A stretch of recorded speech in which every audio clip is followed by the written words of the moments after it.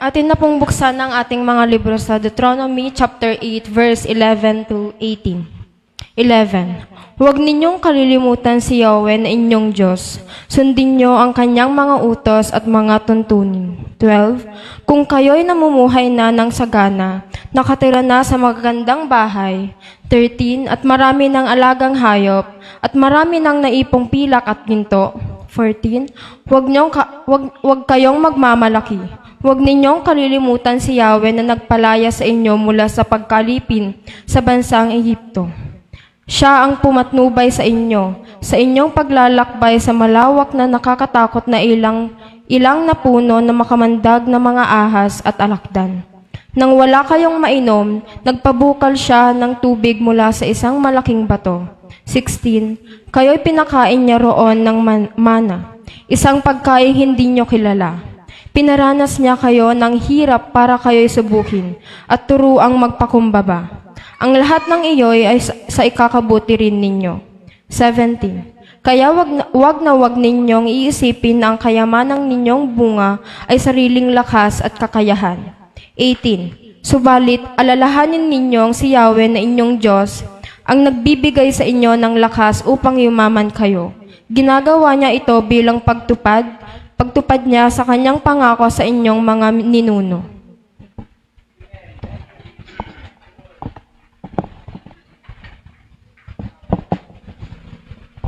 Tayo po'y manalangin.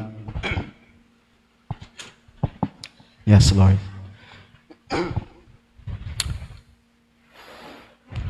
Give you praise. Hallelujah. Yes, Lord. Kami tumatayo sa presensya mo, Lord. We stand in your presence today, God. Una tigit sa lahat, salamat sa iyong presensya, Panginoon, na yung pinaranas sa amin, Lord. Dahil ikaw nakakaalam ng kailangan ng aming puso, Lord. Wala lang iba kundi ang presensya mo. Anin namin ang mga bagay sa mundo. Makamtan man namin ang karangyaan lahat, O Diyos. Kung di naman namin maranasan ang presensya mo, ang lahat ay walang saysay at walang kabuluhan, Panginoon. Lord, alam mo ang aming puso sa oras na ito. Kailangan ka namin, kaya nga po kami pumarito, O Diyos, sa bahay panambahan upang, Lord, maranasan namin mulit, malasap namin ang iyong presensya. Kayo po magpala, Panginoon, sa araw na ito, Diyos. Maging mga salita, Panginoon, ang mamutawi sa bibig ng iyong abang liping lingkod, Lord. I pray, Lord, for the guidance of your Holy Spirit. At alam namin na ibinuhos mo ang iyong Espiritu sa amin upang gumabay sa amin. Sabi sa iyong mga salita na kapag kami tatayo, wag kaming mag-alala sa aming sasabihin dahil ang iyong Espiritu ang magsasalita sa aming kalagitnaan. Panginoon, we give you permit, Father God, binibigyan namin kayo ng permission, O Diyos, upang manguna sa araw na ito. Salamat po, ikaw lamang pong mapurihan, madakil at maluwalhati ang pangalan mo, Panginoong Jesus. Ito po ang aming panalangin, Ama, in Jesus' name. Amen. Palapakan natin muli po ang ating Panginoong Diyos. Hallelujah. Wow. Amen. Sarap sa presence ng Lord. Hallelujah. Praise the Lord. So ang tema po natin, mga kapatid, mula po sa Deuteronomy chapter 8, verse 11 to 18. Kabasa lamang po, mga kapatid, at ito po'y pinamagatan kong remembering the source of our blessing. Ay. Dito po sa aral po ng ating Panginoon, sa ating pong pagpapahayag po ng salita ng Diyos, makita po natin, mga kapatid, na kung saan posible na ang tao ay makalimot sa Diyos. Amen?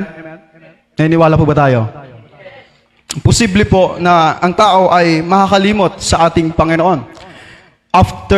Pagkatapos na matanggap niya yung mga bagay na kanyang hiningi, mga bagay na kung saan na hindi pa niya naranasan noon at naranasan niya ngayon, posible po na makakalimutan ng tao ang Diyos. Kaya today po, mga kapatid, ang mensaheng ito ay para sa ating lahat. Amen? Amen. Okay. Muli ko pong basahin, mga kapatid. Sabi po rito, ito po ay pangungusap ng ating Diyos doon sa bansang Israel. Kaya alam natin yung history, yung kwento po ng bansang Israel na kung saan sila po ay pinalaya ng ating Panginoong Diyos through the life of Moses. Naranasan po nila yung supply ng Panginoon. Naranasan po nila yung pagpapala ng Diyos. Ano po, mga kapatid, kahit nga bago sila umalis sa Ehipto, pinadalhan sila ng mga ginto. Tama po? Amen? Yung kayamanan ng Ehipto nandoon, dinala po nila bago po sila maglakbay doon sa bayang ipinangako ng Diyos sa kanilang mga ninuno o sa kanila sa bansang Israel. Muli ko pong mabasahin dito po sa translation po na bigay po ng ng lingkod ng Panginoon, Pastor Bong. Ayan, salamat po sa buhay niyo. Ito po ay Bible ng mga pastor daw. Poemen po, ano? Okay.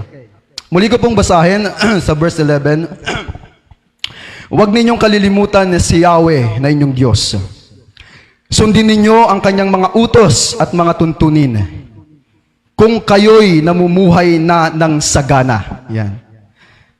Nakatira na sa magandang bahay at marami ng alagang hayop. Huwag kayong magmamalaki. Huwag ninyong kalilimutan si Yahweh na nagpalaya sa inyo mula sa pagkaalipin sa bansang Ehipto.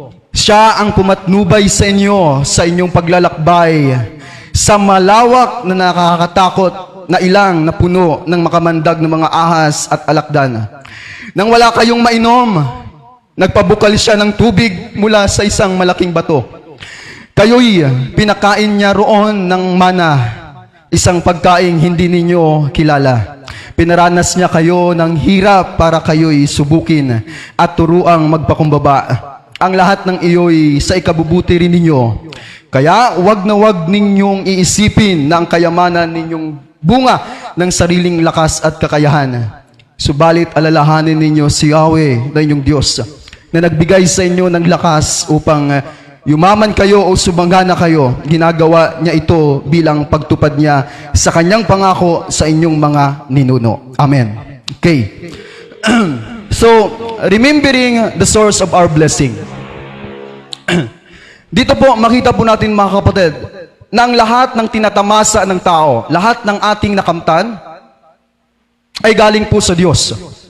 Makita natin, sabi dito sa English po, our God, He give us the ability to get wealth. Sa NIV version.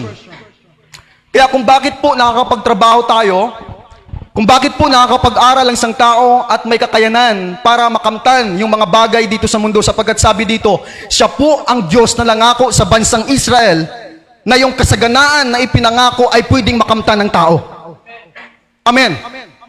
Pero bago po mangyari ang pangako na ito ng Diyos, siya mismo ang nagbigay ng kakayanan, lakas o abilidad sa isang tao para makamit yung mga bagay na ipinangako ng Diyos sa buhay ng tao.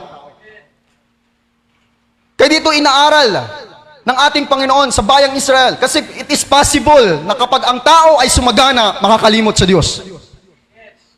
Posible po, mga kapatid. Amen? Kaya nung walang-wala pa, Lord, lagi tayong nakikipagniig sa Panginoon. Amen? Minsan nasasabi natin, Lord, kahit minsan may mga quote sa verse na kahit walang laman ng bulsa, ang importante, ang laman ng puso mo ay si Kristo. Minsan may mga ganon sa times po na walang-wala tayo, pero paano na lang sa panahon na meron ka? Kaya sabi ng ibang mga ngaral, minsan nasusubok yung ating pananampalataya sa panahon na meron ka. Totoo po. Kasi in times of walang-wala, ang inaasahan natin si Lord lang eh. Amen? Sa panahon na yung tipong nangangailangan tayo, wala tayong ibang maasahan kundi ang Diyos. Wala tayong ibang nilalapitan kundi ang Panginoon. Kumbaga, nakadepende tayo sa Panginoon lagi. Amen? Pero sa times na ibigay na ng Lord, yung abundant life, si Lord pa ba ang kailangan natin? Amen? So dito makita po natin mga kapatid, sa time na ito, ipinapaunawa ng Panginoon sa bayang Israel na kapag ikaw ay sumagana, makamtan mo na yung mga ipinangako ng Diyos kasi po ang Diyos nangangako. Amen. Hindi lang po sa bayang Israel, maging sa atin din po mga kapatid. Kasi lahat ng pangako ng Diyos ay na kay Kristo Jesus na ating Panginoon. Kaya every time sa Old Testament, may mga blessing doon, may mga pangako ang Panginoon na ibinibigay sa bansang Israel. Sa atin naman, sa New Testament, lahat ng pangako sa Old Testament ay pwedeng makamtan ng isang tao when you have Jesus Christ in your heart. Kaya all the blessing ay pwedeng makamtan ng isang tao kapag siya ay na kay Kristo o si Kristo ay nasa kanya. Kaya dito ang Panginoon nagbigay po ng aral at salita. Kasi po, ang Diyos po natin ay mapanibuguing Diyos. Ang Panginoon po natin may damdamin. At ayaw na ayaw po ng ating Panginoon na yung atensyon natin, yung pag-ibig natin, maibaling natin sa ibang bagay. Alam niyo po, may prayer po ako, kaya gano'n na lamang po ang aking kanina. At salamat sa Panginoon dahil narinig po ng Lord ang prayer. Alam niyo po, meron po ako napakinggan na aral. Kaya ang tao ay naghahanap pa rin ng kasiyahan dito sa mundo, nandito pa rin yung satisfaction niya kasi kulang yung pag-ibig niya sa Diyos. Kasi kung mahal ng tao ang Diyos, ibibigay mo yung sarili mo sa Diyos. Ibibigay mo yung para sa Panginoon, ibibigay mo yung oras at panahon mo. Kaya sabi ko sa Panginoon, Lord, kung kulang man ang pagmamahal ko sa iyo, pwede bang punuin mo ako ng pagmamahal, Panginoon? Gusto kong maranasan yung Panginoon, yung pag-ibig mo sa buhay ko muli pong gusto kong ma-restore yung love ko sa iyo, Panginoon. Kasi meron din po akong pinagpe-pray, lahat po tayo may mga battle sa buhay, tama? Marami po tayong nilalabanan sa ating sarili. Meron po akong prayer sa Panginoon na tanging kami lang pong nakakaalam. Sabi ko, Lord, ayaw ko nito, Panginoon. Sawang-sawa na ako sa ganitong sa ginagawa, iniisip. Lord, ayaw ko na nito, Panginoon. At alam ko, ang tanging makakasolusyon lang na ito ang iyong presensya. Alam ko, ang tanging makapagbibigay lang sa akin ng tagumpay, ang iyong presensya, ang iyong espiritu. Kaya kanina po, dito pa lang, purihin po ang Panginoon talaga, ang Diyos, hindi po tayo binibigo. Kung tayo po bawat isa, meron tayong expectation, meron tayong hinihingi sa Panginoon. Ang Diyos po doon po nagpaparanas. Kaya sabi nga po sa ating mga aral, hanggat ang isang tao ay hindi siya desperate, wala siyang sobrang pangangailangan sa Diyos, paano mo mararanasan ang presensya ng Panginoon? Sapagkat sabi nga po, ang Diyos po ay kumikilos doon sa mga uhaw, sa mga gutom. Doon sa mga nagnanais sa presensya ng ating Panginoon at ang Panginoon po. Hallelujah, sabi niya, mapalad ang mga nauho at nagugutom sapagkat sila bubusugin sa presensya ng ating Diyos, sa katwiran ng Panginoon. Palapakan po natin ang ating Diyos sa buhay. Hallelujah! Praise be the name of Jesus. So dito, sabi ng ating Panginoon, remember the Lord, your God, He who gives you power to get wealth. Alalahanin ninyo ang Panginoon na nagbigay sa inyo ng kakayanan, ng abilidad para maranasan yung kasaganaan, para maranasan yung mga bagay na ating hinihingi sa Panginoon o yung mga pangako ng Diyos. Alalahanin. Bakit po? Kasi po, sabi nga, nakakalimot talaga ang tao. Minsan naapektuhan na yung relasyon natin sa Panginoon. Tama? Amen? Minsan naapektuhan po yung paglilingkod natin sa Diyos. Dahil sa mga bagay na ating natanggap, mga bagay na possess po natin. Hello, amen? Glory to God. Purihin po ang ating Diyos na buhay. Dito po, meron po akong naihanda mga kapatid, na mga bagay na kung saan,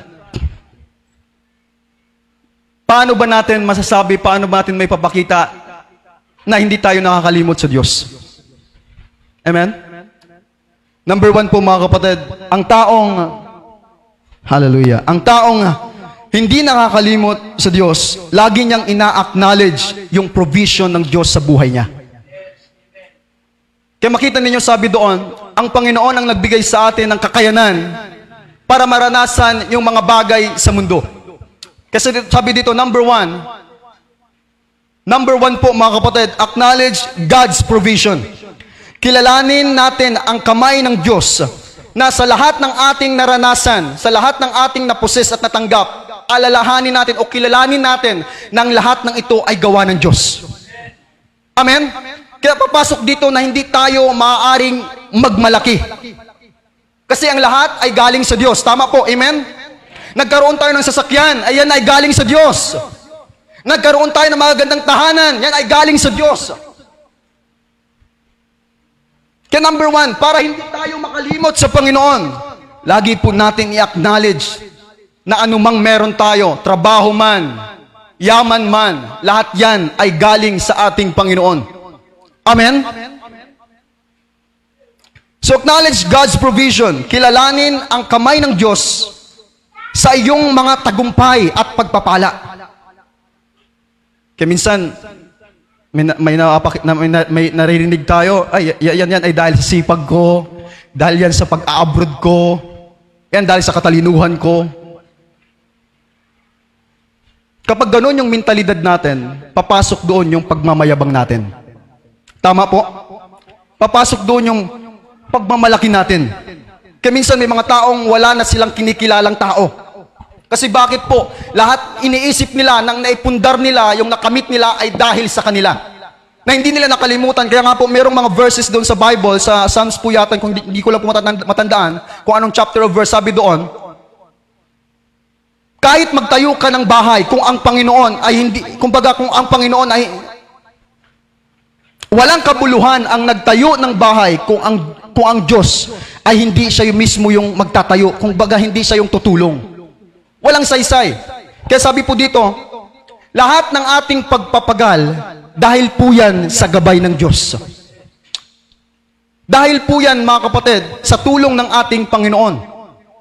Kaya sa ganitong mentalidad, sa ganitong pag-iisip, hindi po natin makakalimutan ang Diyos. Tama po, amen?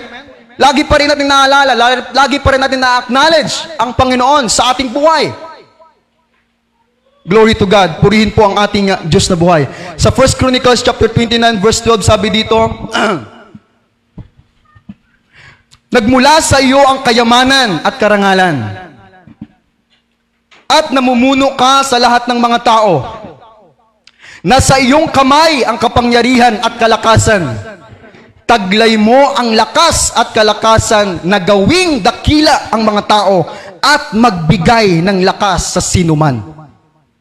So overall and all in all, lahat ay galing sa Diyos. Lahat ay tulong na galing sa ating Panginoon. Kaya po, sa atin po bilang isang tao, mga kapatid, anuman po yung ating naranasan, anuman yung nakamtan natin sa buhay, katalinuhan man, sa karir man, sa anumang uri, sa anumang parte ng buhay natin, mga kapatid, ang lahat ay galing sa Diyos. Amen? The number 2, mga kapatid, sabi dito, alam niyo po, bihira lang, mga kapatid, mapansin po natin, maging kami man po sa buhay po natin, bihira lang po sa isang tao na meron siyang mapagkumbabang puso sa kabila ng kanyang kasaganaan. Kasi usually po, mga kapatid, lalo na dito sa mundo, minsan yung mga masasagana sa buhay, sila pa yung mapagmataas. Hindi ko man po nila lahat, pero makita po natin, kapag ang isang tao mas mataas, mas angat yung buhay niya, yung tingin niya sa kanyang kapwa, napakababa. Kaya minsan yung trato na ipinapakita niya sa kanyang kapwa, nakadepende kung gaano kayaman yung kanyang kapwa. Tama po? Bakit? Kasi nakatingin ka sa estado ng buhay mo. Nakatingin tayo sa estado ng buhay natin. Tulad na lamang po, yan ba, example, may mga pastor, isang pastor mayaman, tapos yung pastor mahirap. Tapos dahil yung pastor mayaman sa karangyaan, ang tingin niya sa isang pastor hindi pinagpala. Kasi bakit? Nakadepende siya sa napusis niya sa yaman niya. Amen? Kaya minsan tingin natin sa pastor, yung bishop, ay, hindi yan biniles. Ay, hindi yan sinamahan ng Panginoon. Ay, sinumpa ng Diyos yan, kaya ganyan yung buhay. Bakit? Kasi po, yung taong nagsasabi ng gano'n, nakatingin siya sa kanyang pera, sa kanyang yaman.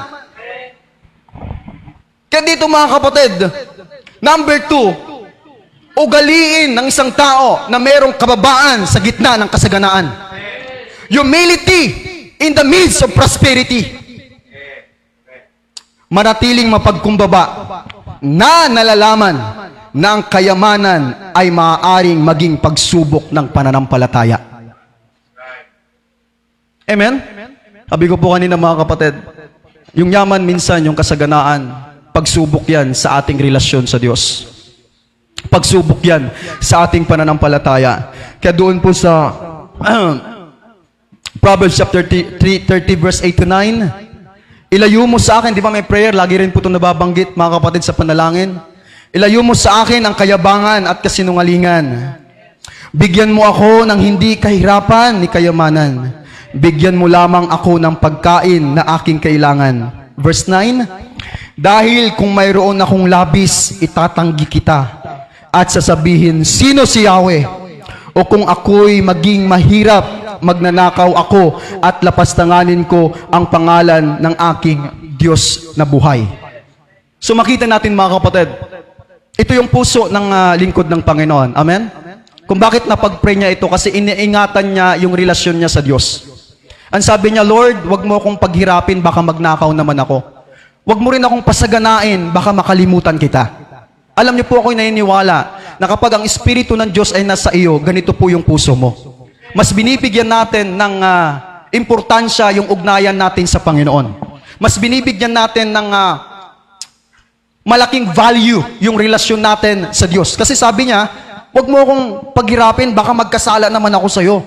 At wag mo akong pagyamanin, baka makalimutan naman kita.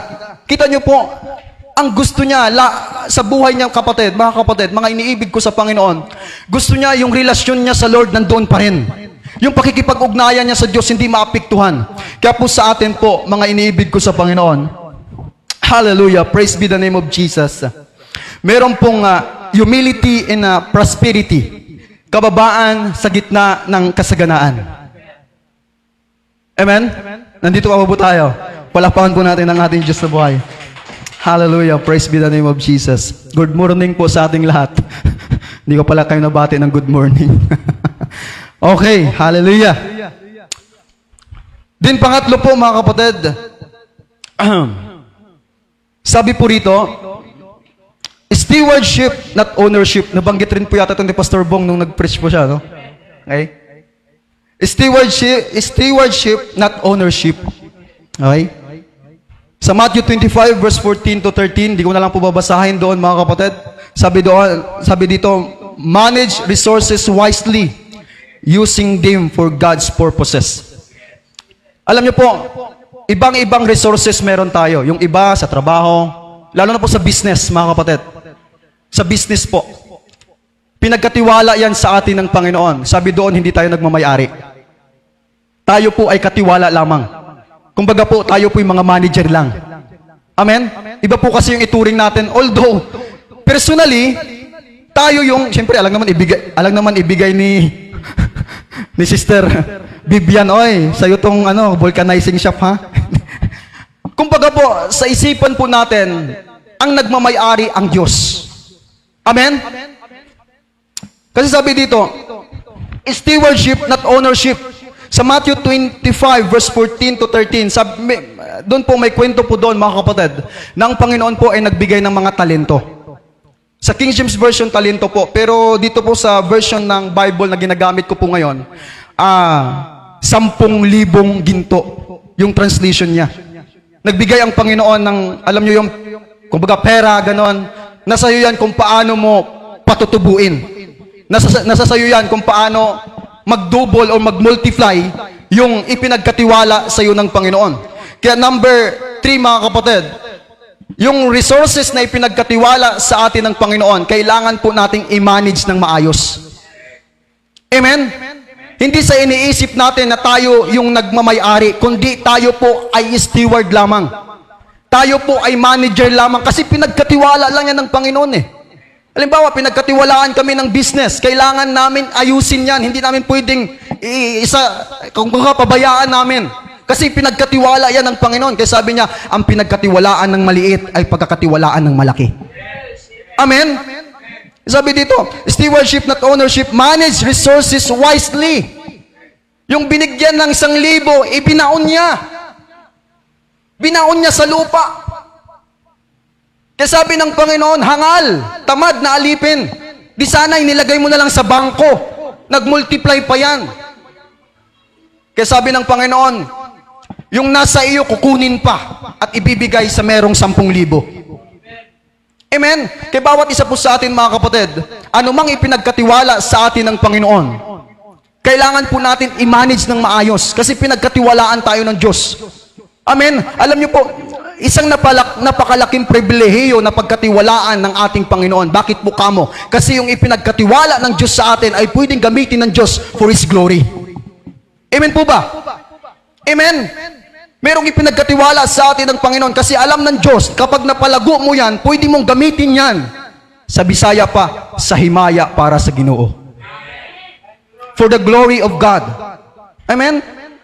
Kaya kapag ganito po yung mentalidad natin mga kapatid, kapag ganito po yung kaisipan natin, na bilang mga manager lamang, stewardship lamang ng ating Panginoon, at binibigyan tayo ng Diyos ng pagkakataon, pribilehiyo na mapalago anumang resources na ipinagkatiwala sa atin ng Panginoon. At yan, it is for the glory of God. Hello? Amen? Hallelujah. Number 4 mga kapatid, kapag para tayo po ay hindi makalimot sa Diyos. Para nandoon pa rin yung connection natin sa ating Panginoon. Nandoon pa rin yung pakikipag-ugnayan natin sa Diyos na hindi maapektuhan yung pag-ibig natin sa ating Panginoon. Alam nyo, siyempre tayo lang pong nakakapansin nun. Tama po? Kapag naapektuhan na yung love natin sa Panginoon, yung paglilingkod natin sa Diyos, tayo pong nakakalam nun. Tama po mga kapatid, kasi suma sa atin ang Espiritu ng Panginoon. At ipinapahayag ng Diyos sa atin kung, anak, kumusta ka na? Di ba? Amen? Okay. Number 4 po mga kapatid, lagi po natin i-express yung gratitude natin for God's blessing. Nandoon yung give thanks natin sa Panginoon. Lagi po tayong nagpapasalamat sa Diyos. Sino po yung nagpapasalamat dito sa Panginoon every time na meron kang natatanggap na galing sa Diyos? Amen? Meron pong power sa pagpapasalamat. Kasi lagi mong na-acknowledge ang Panginoon. Napakasarap kaya, halimbawa, tayo po bilang tao, kapag tayo po ay nabigyan ng pagkakataon na tumulong sa iba at nagpasalamat sila sa atin, hindi ba napakasarap na pakiramdam yun bilang tao, mga kapatid? Amen? Kasi na-acknowledge nila yung goodness natin, na-acknowledge nila, na-appreciate nila yung kabutihan na nagawa natin sa kanila. How much more po sa Diyos na nagbigay ng lahat ng ating pangangailangan. Amen? And number 4, give thanks. Lagi tayong magpasalamat sa anumang meron na ating natatanggap. Anumang blessing na ating na-receive na galing sa ating Panginoon, ugaliin po natin na laging magpasalamat sa Diyos. Huwag agad-agad mag-post. Social media. Amen. Minsan kasi, wala nang masisikreto lahat, nadadala na sa social media eh. Amen. Pero alam niyo po, tayo po ay nagpo-post ng mga bagay para ipakita kung gaano kadakila ang Diyos sa buhay natin. Amen. Kung gaano katotoo ang pangako ng Panginoon sa atin na hindi tayo iniiwan, ipinabayaan, kumbaga, hindi natin ipinagmamalaki yung mga bagay, ang ipinagmamalaki natin ang Diyos na nagbigay sa atin ng bagay. Amen? Pinapangalandakan natin, kumbaga sa bagong term ngayon, finiflex natin, yan, sa mga kabataan. Finiflex natin ang kabutihan ng Panginoon sa buhay natin. Amen? Hallelujah. So give thanks. Lagi tayong magpasalamat sa Diyos. Kasi maraming tao ngayon hindi na po nakakapagpasalamat sa Panginoon. Sa totoo lang.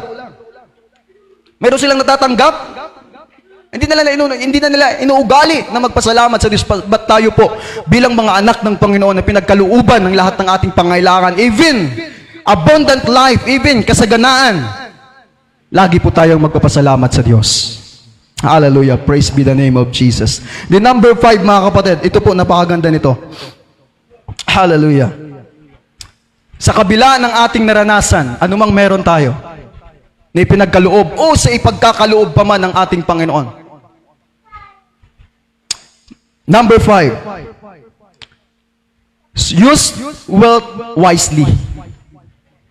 Kanina, yung source ng ating, yung mga sources ng lahat ng ating pangangailangan, kailangan natin i-manage ng maayos. Ngayon naman, yung wealth, yung yaman, kailangan natin gamitin na may katalinuhan. Tama po? Use your wealth wisely. Paano ba? Paano ba natin magagamit yung yaman na ibinigay sa atin ng Panginoon? Paano ba natin magagamit yung mga provision na ibinibigay sa atin ng Diyos? Kailangan po maging matalino tayo. Sapagkat tayo po ay ginawang matalino ng Diyos. Tama po? Amen? Tayo po ay mga matalino. We are wise in the kingdom of God. Kaya meron po na isulat dito, sabi dito, para tayo ay maging matalino pagdating sa yaman na ipinagkatiwala ng Panginoon. Use your wealth to support God's work. Ang taong matalino na mayaman dito sa mundo, kaya meron din sa verse, sabi doon, gamitin ninyo ang iyong yaman sa pakikipagkaibigan. Kasi bakit po? Kasi yun yung pagkakataon na makuha mo yung loob ng isang tao para madala mo kay Kristo. Kaya naaral ni Pastor Bong noon, yung pag may pera ka, marami kang kaibigan eh. Amen? Amen? Hindi, realidad lang, totoo lang. Real talk, nangyayari po ito. Pag walang-wala ka, nako, baka langaw lang lalapit sa'yo. Pero pag meron ka, marami kang kaibigan. So pwede mong gamitin yun, kapatid.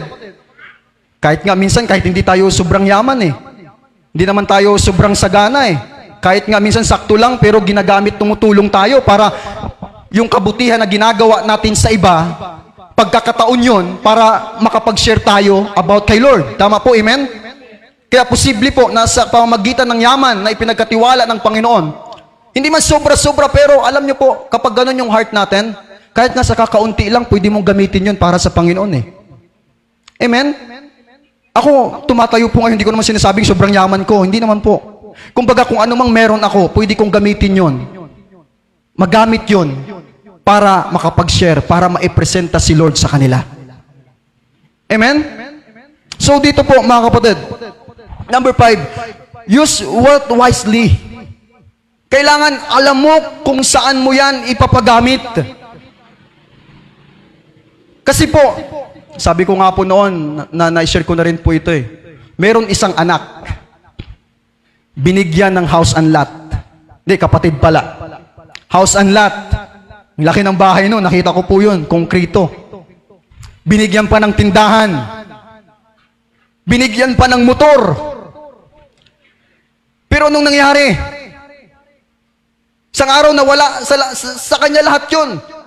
Kasi hindi po niya po naigamit ng maayos. Kaya nasayang yung blessing na ibinigay sa kanya. Nasayang yung mga material na bagay na ibinigay sa kanya. Kasi bakit hindi niya ginamit ng maayos? Kaya dito po mga kapatid, kapag sa oras na tumanggap tayo ng kasaganaan, use it wisely. Kasi ang Diyos po nagpapala. Ang Diyos po nagbibless. Amen?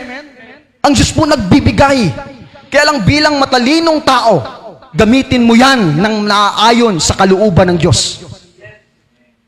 Kita nyo po yung mga mayayaman ngayon, kung saan-saan nila inilalagay yung yaman nila. Amen? Minsan sa sobrang kayamanan, pinambibisyo, pinambabae. Tama, Brother Greg? Amen? May mga ganun po. Natagpo. Dahil alam niyo po yung tipong wala na silang mapaglagyan ng pera nila. Kaya kung saan-saan nila nilalagay yung yaman nila.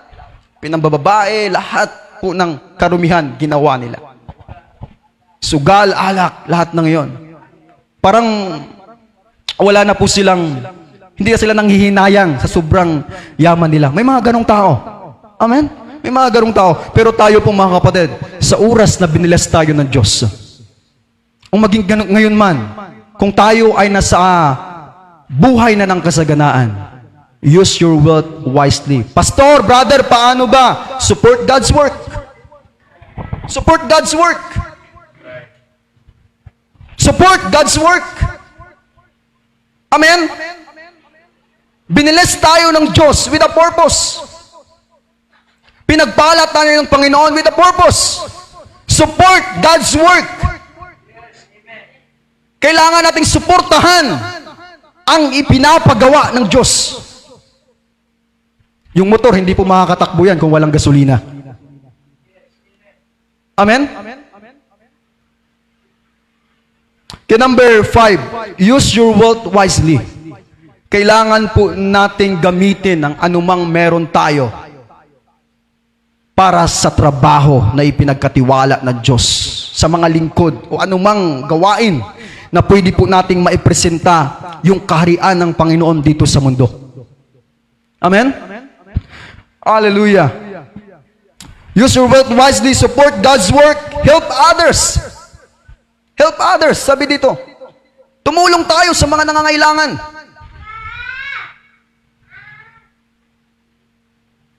Support God's work, help others, and priorities eternal investment. Wow, ang ganda nito. Sabi ng Panginoon, huwag kayong mag-impok ng yaman dito sa lupa. Mag-impok kayo ng kayamanan sa langit. Paano ba mag-impok ng kayamanan sa langit? Alang naman, i-Gcash mo kay Lord yung pera mo. Lord, pahingi ng Gcash mo. Sasend ko sa'yo. Hindi ganon. Every time nagbibigay tayo ng kaloob sa church, nag-i-invest tayo sa Panginoon. Amen? Every time na nagbibigay tayo ng mga ikapu natin sa church, nag-i-invest tayo sa Lord. Nag-iipon tayo ng yaman sa langit. Kaya pagdating natin sa langit, makikita natin kung sino yung pinakamayaman doon. Amen.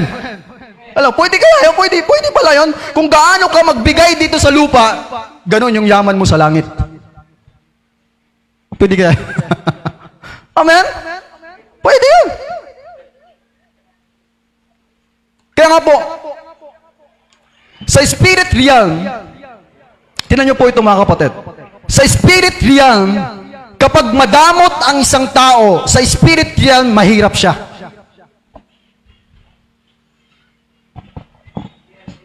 Pero kapag ang isang tao mapagbigay, sa realm ng espiritu, mayaman siya. Naunawaan niyo po? Kaya kapag mapagbigay tayo, tumutulong tayo, ibig sabihin, sa paningin ng Diyos, mayaman ka. Kasi ang totoong mayaman, mapagbigay. Pero yung madamot, naku, mahirap yan, kapatid. Sa paningin ng Panginoon, mahirap. Kasi hindi ka nagbibigay, mahirap ka. Pero ang mapagbigay, kaya nga sabi nga ni Bishop, may tumatak din po sa akin yung aral po ni Bishop, kapag nagbibigay ka, wag mo nang isipin yung binigay mo. Amen? Baka nang mag-alinlangan. Sharing din po kami ni Bishop. O nga po, Bishop. Tsaka, Bishop, pag nagbibigay ang isang tao, isipin niya na nagbigay siya sa Diyos. Huwag mo kasing isipin na nagbigay ka sa tao. Kasi manghihinayang ka talaga. Kasi tao lang. Pero pag yung isipan natin, nagbigay ka kahit sa isang tao, inabot mo kay Sister MJ. Example lang. Sa isipan mo, sa Diyos ka nagbigay. Kasi ang magre-reward sa atin, hindi ang tao. Sino? Si Lord. Kahit nga po sa church, hindi mo isiping nagbigay ka sa church. Kasi yung church, hindi siya yung magre-reward sa atin. Ang magre-reward sa atin, ang magbe-bless sa atin, ang Diyos. Ginamit lang yung church as a representation of our Lord, bilang representante ng ating Diyos. Amen? Kasi hindi naman tayo direct na magbigay sa Diyos eh. Kaya meron po mga pilosopo, mga kapatid, sa Facebook, yung mga hindi natin kapananampalataya, ginagamit lang ng mga pastor yung pagbibigay para yumaman sila.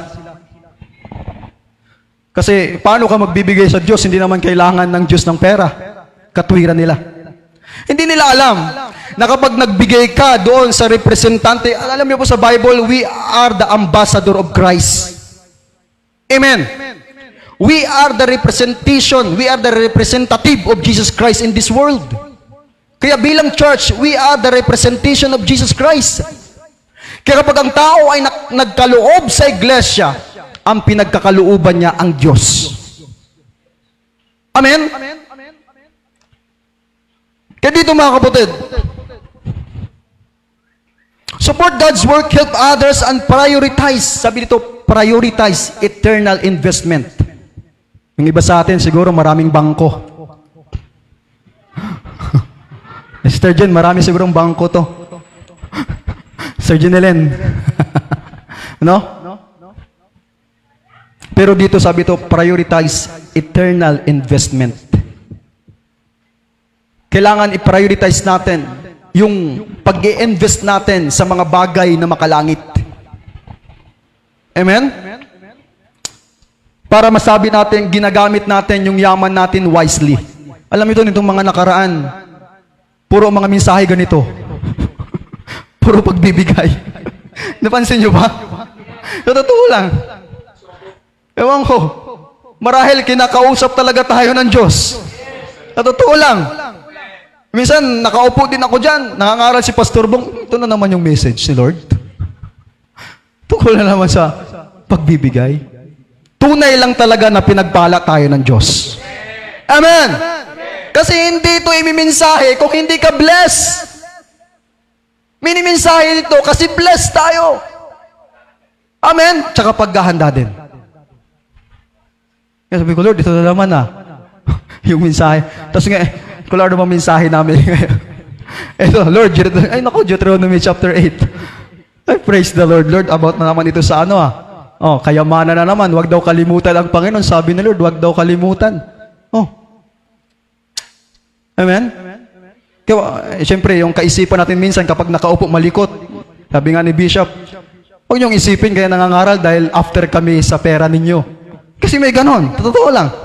Hindi, real talk po. Totoo po ba? Di ba? Kailangan magiba yung ganong kaisipan Kasi hindi po galing sa Diyos yun. Minsan, iniisip natin, puro na lang perang church na ito. Mas matindi po yung sa Facebook kasi nagbabanggit ng pangalan. Mas matindi yon. Social media yon. Yung nagbabanggit, ikaw, John, di ba may trabaho ka na, nagbibigay ka ba? May ganon. Talagang nagbabanggit. Tapos namamahiya po talaga, meron pa mga specific na amount ng pera tungkol sa pagbibigay. Hindi po yung tinuro ng Diyos yun. Kasi nagko-convict po ang Panginoon. Si Lord pong nangungusap sa puso ng tao. Kahit hindi mo nga minsan sabihin na, minsan effective din yung pagpaparinig Pastor Bong, mahilig magparinig yan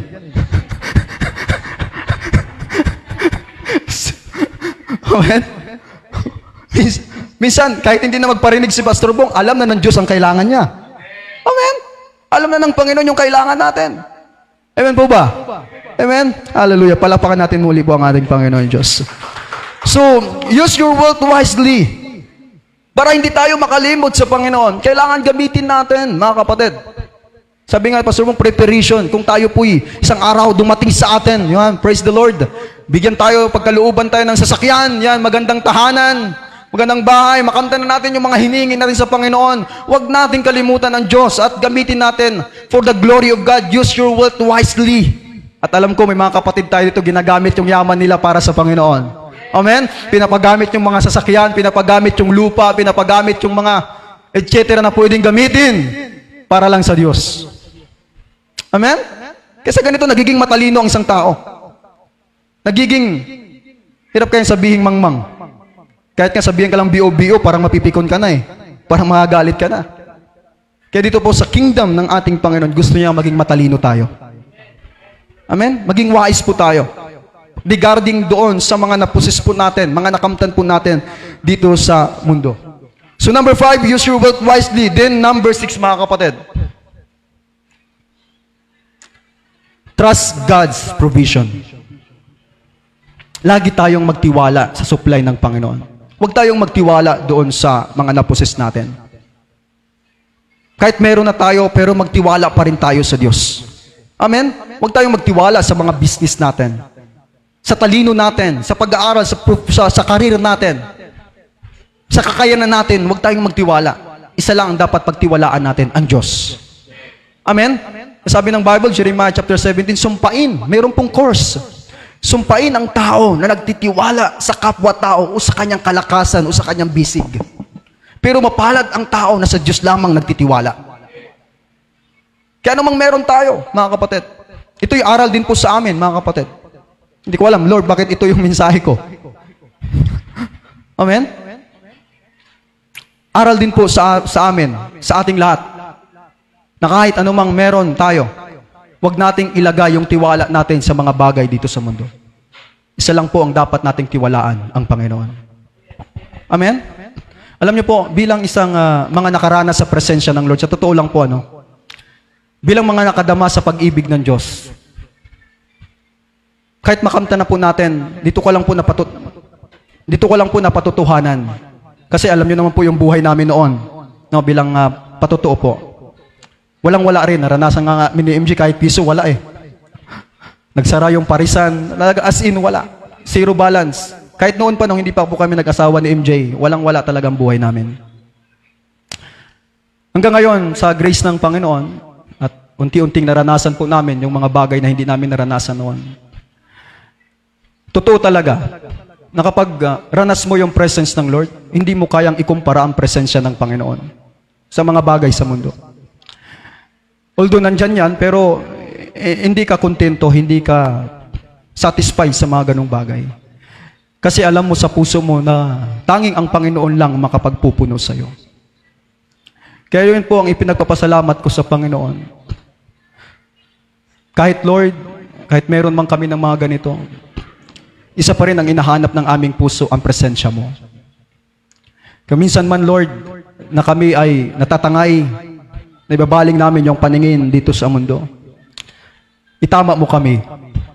Ituwid mo kami at ibalik mo kami sa tamang landasin. Yun po ang panalangin ko sa Panginoon. So sa atin po mga kapatid, kung maiksi lang po itong mensahe kong nahanda ngayon. Pero I pray to God na huwag po tayong makalimot sa Diyos. Lagi po nating alalahanin. Kung darating man ang panahon na makamtan na natin yung mga bagay na hinahangad natin sa Diyos, maalaala natin ang Panginoon. Maalaala natin yung mga aral ng Diyos sa buhay natin. Sabi po ng Bible, alam niyo po kung bakit hindi pinagdidiinan. Minsan may mga aral po na kung saan, kaya po merong prosperity gospel. No po? Although si Lord hindi against sa prosperity. Kaya lang ang problema po sa prosperity gospel, nakafocus sila sa prosperity. Nakafocus sila sa pagpapayaman. Walang balance po mga kapatid. Hindi po masamang sumagana. Sa totoo lang, kasi pangako ng Diyos yan. Kaya lang po, kailangan mag-ingat lang yung nangangaral sa paraan kung paano nila i-deliver yung kanilang mensahe. Tulad yan, Matthew chapter 6 verse 33. Seek ye first the kingdom of God and His righteousness, and all of these things shall be added unto you. And all of these things, nakafocus na lang sa all of these things. Nakalimutan yung seek ye first. Hina-highlight yung all these things. Naka-highlight yung blessing. Kaya yung tao, sumusunod na lang dahil sa yaman. Sumusunod lang after sa blessing. Kaya meron din mga iglesia, puro himala, puro himala. Kaya ang tao naglilingkod na lang dahil sa miracle. Ang tao naglilingkod na lang dahil sa blessing. Hindi na sila naglilingkod dahil sa Diyos. Nakalimutan na, seek ye first. Si Lord, hindi po siya against sa prosperity. Kaya minsan may paniniwala po ako noon, na bless yung mga mahihirap. Dahil doon nga po, na pag-usapan rin po namin doon sa Gowan. Sayang, wala si Pastor Bong. Bago po kami nag-program, doon nag-ano po muna kami. Tungkol sa mga translation. Yung ginagamit ko noon na Bible, yung generic, yung maliit. Sino may mga generic na Bible? Yung maliit, yung kulay blue. Yung generic pharmacy, yung sponsor ng generic pharmacy, yung Bible. Oo, walang Old Testament po yun. Yung binibigay, ano? New Testament lang. Doon sa Matthew chapter 5, ang sabi doon, mapalad ang mga mahihirap. Di ba? Mapalad ang mga mahihirap. Say, ikaw naman na mahirap, tuwang-tuwa ka. Ay, mahirap pa. Kaya nga nagtawanan kami na nila Bishop. Ay, mahirap pala ako. Lord, salamat dahil mahirap ako. Kasi yun ang nakasulat doon sa translation ng generic na kulay blue. Pero sa King James, sa English translation ng King James Version, blessed are the poor in the spirit. Kung uunawain, napakalayo po ng pagpapaliwanag. Mapalad ang mga mahihirap sa espiritu doon sa King James. Pero doon sa generic na ginamit na translation, mapalad ang mga mahihirap. Kaya yung mahirap, gusto na lang maging mahirap. Ayaw na nilang sumagana. Kasi mapalad ang mga mahihirap. Pero doon sa King James, mapalad ang mga mahihirap sa espiritu. Amen? Si Lord po hindi against sa prosperity. Pero kailangan, alam mo kung paano mo gamitin yung kasaganaan. Kasi po, minsan yung kasaganaan nanliligaw. Nililigaw ka. Kaya minsan may prayer tayo, Lord, bigyan mo lang ako ng blessing, magbibigay talaga ako sa church. Amen? Nawa, glory to God. Lord, makapagtrabaho, marami ng testimonya, paulit-ulit na lang po ito natin. Makapag-abroad, dumating na, nakakalimot. Kaya minsan yung blessing nakakapagligaw. Kaya yung blessing, mga kapatid, gamitin natin for the glory of God. Gamitin po natin. Kung may pagkakataon po tayo, mga kapatid. Kaya nga itong mga pastor, alam nyo po, dumating rin po sa akin. Kapag ikaw ay nangangaral ng salita ng Panginoon, ikaw yung practitioner. Every preacher ay practitioner. Bawat nagpapahayag ay nagpa-practice. Ito lang po. Kahit ako po, mag-preach ako ng pagbibigay kung hindi naman ako mapagbigay. Amen? Kung nagbe-preach ng tithes, kung hindi naman ako nagta-tithes, paningin ng Lord, mapag-imbabaw. Di ba? Magaling lang mangaral. Kasi Paul doon, minsan nako-question si Paul. Dahil doon sa sulat, sabi ng ibang nagbabasa sa kanyang panulat, magaling lang to dahil mahilig sa sulat lang to magaling, pero sa personal hindi. Hindi ko alam kung ano niyo po yun, pero may tagpo doon sa panulat ni Paul. Di ba, Bishop? May tagpo doon sa panulat ni Paul. Magaling lang to sa sulat, si Paul. Pero sa personal, parang wala itong makagawa. Kaya kami po na mga lingkod ng Panginoon, sinisikap po namin na anuman ang aming ipapangaral, ay ginagawa din po namin. Amen? Kung minsan meron man kayong nakita sa amin, sinisikap rin po namin yon na magawa, magampanan. Kasi lahat po tayo ay may gampanin sa Diyos. Amen? Lahat po tayo magsusulit sa Panginoon. May prayer nga rin po ako sa Panginoon, Lord, hindi man ako karapat-dapat magpahayag, pero ito yung ipinagkatiwala mo sa amin. Ito yung trabahong ibinigay mo sa amin, sa akin. Kaya tutulong mong magagampanan ito. Amen? Hallelujah. Praise be the name of Jesus. So, kung conclusion ko po, mga kapatid, let's remember the Lord. Alalahanin natin ang Diyos, our provider, and use our blessing to honor Him.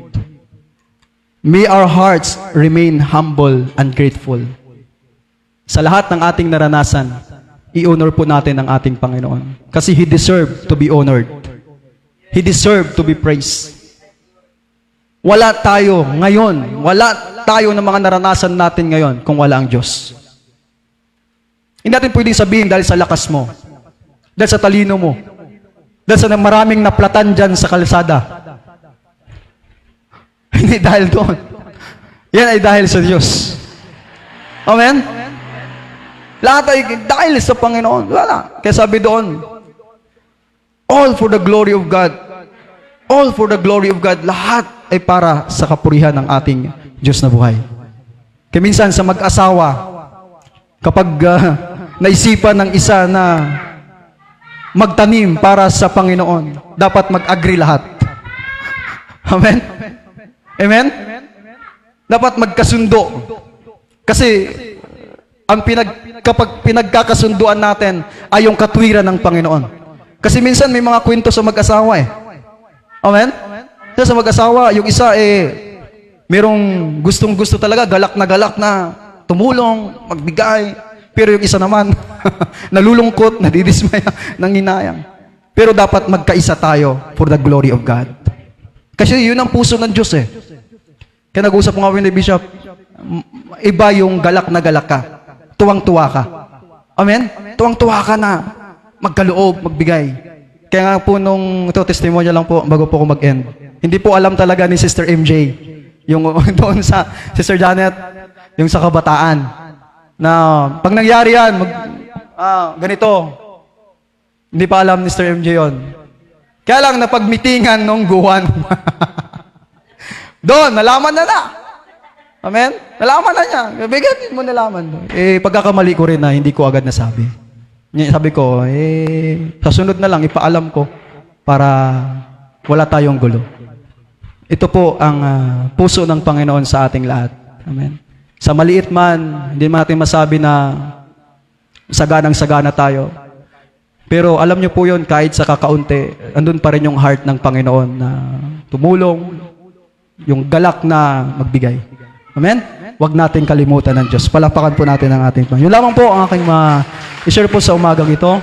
Purihin po ang Diyos. Sa Diyos po ang kapurihan. Bless the name of the Lord. Let us all stand and give praise to the Lord. And can we sing the song,